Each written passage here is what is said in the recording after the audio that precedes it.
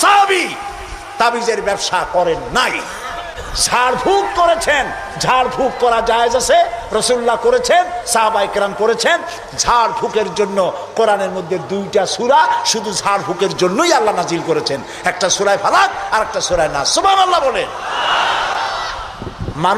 মানুষের ক্ষতি করতে পারে, জাদু টোনা করতে পারে, সেজন্য রাসূলুল্লাহ বলেছেন, লক্ষ্য করেন হাদিস, সূরা ফালাক সূরা নাস 3 বার পড়বে ফজরের পরে, 3 বার পড়বে রাতে শোয়ার সময়, পড়িয়া হাতের মধ্যে ফু দিয়া এই হাত দুটো মাথা থেকে শুরু করে শরীরের মধ্যে ডলে দিবে। রাসূলুল্লাহ নিজে এটা করতেন।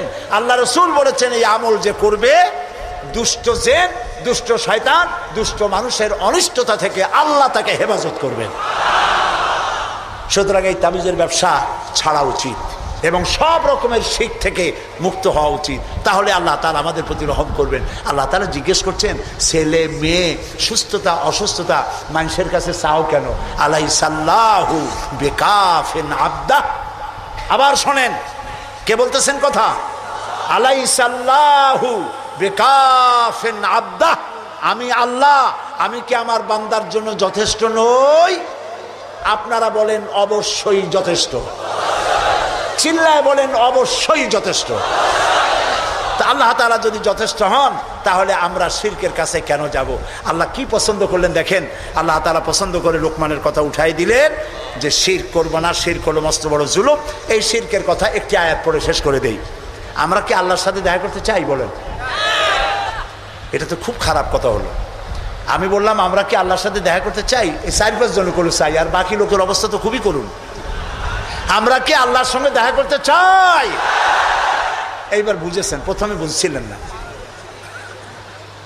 আল্লাহ রাব্বুল আলামিন বলেন, ফামান কানা ইয়ারজু লিকা রাব্বিহি ফালইআমাল আমালান সালিহান ওয়ালা ইউশরিক